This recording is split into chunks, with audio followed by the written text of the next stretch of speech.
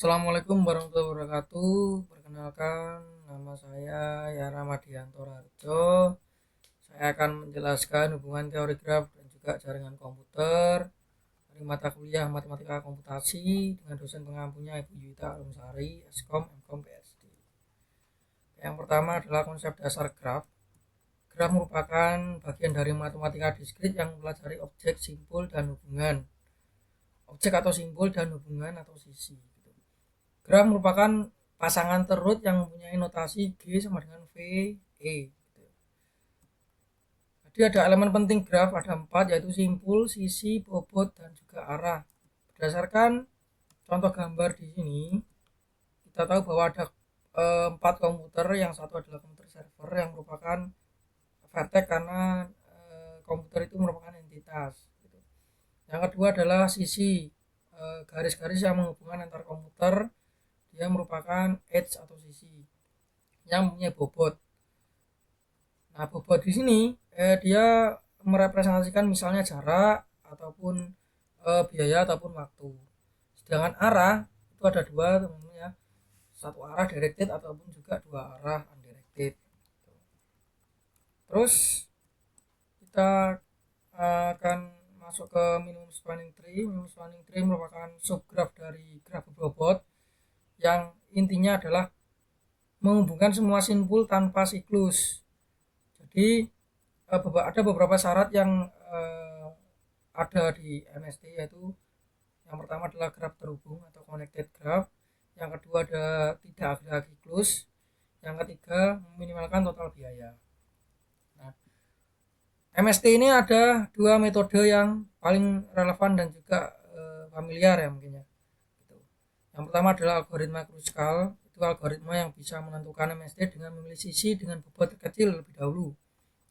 Sedangkan algoritma Prim memulai dari satu simpul node lalu menambahkan sisi atau edge termurah yang menghubungkan ke simpul baru sampai semua simpul terhubung.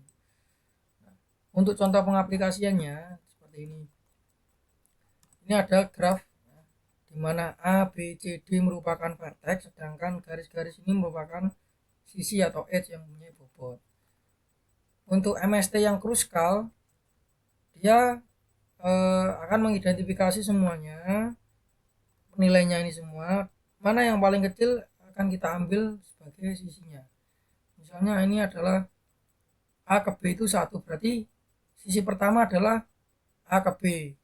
Setelah itu dia akan mengidentifikasi sisi yang paling sedikit. Ini ada B dan C, totalnya 2. Habis itu terakhir adalah C dan B, totalnya 3. Jadi dari pembahasannya mengurutkan dulu berdasarkan bobot dari yang terkecil hingga terbesar. Setelah itu ambil sisi terkecilnya yang tidak membentuk siklus. Jadi berarti setelah diurutkan ini muncul nilai AB1, CD2, BC3, BD4, AC5, sehingga hasil MST-nya itu berarti yang diambil adalah 1, 2, dan 3 hingga semuanya terhubung dengan total bobotnya adalah 6. Berarti kan 1 ditambah 2 tambah 3 totalnya 6. Sedangkan algoritma Prim kita sudah menentukan node awalnya yaitu A. Nah, setelah A ini dia akan mengidentifikasi sisi mana yang paling murah. 1 dibanding 5 kan lebih kecil yang 1 ya, maka jadi MST awalnya setelah A itu adalah B. Berarti nanti A dan B itu kandidat barunya. Nah, setelah itu ada juga setelah B kandidat barunya adalah AC, BC, dan juga BD. AC itu 5, BC itu 3, BD itu 4. Ya. Dari bobot 5, 3, 4 yang paling kecil adalah 3. Maka kita akan ngambil yang bobot paling kecil yaitu BC, sehingga MST-nya jadi ABC. Setelah itu ada kandidat baru lagi B dan D, C dan D yang mempunyai nilai yang tidak sama dan lebih kecil yang C ke D. Maka untuk MST-nya kita milih yang paling kecil, berarti yang C dan D. Dan hasil MST-nya kita tahu bahwa AB dengan bobot 1, BC dengan bobotnya 3, dan CD yang bobotnya 2. Maka total bobotnya adalah 1 ditambah 2 ditambah 3 dengan totalnya 6. Di sini ditandai dengan garis yang lebih tebal dengan warna merah. Nah, untuk kesimpulannya,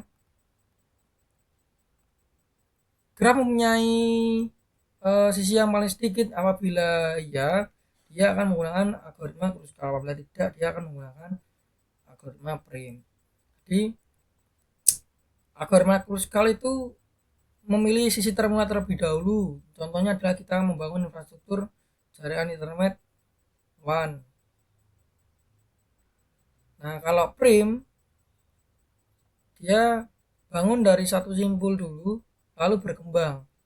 Contoh kecilnya adalah jaringan lokal atau LAN, di mana sebuah gedung nanti ada komputer utama yaitu server dan akan menghubungkan komputer dengan banyak klien.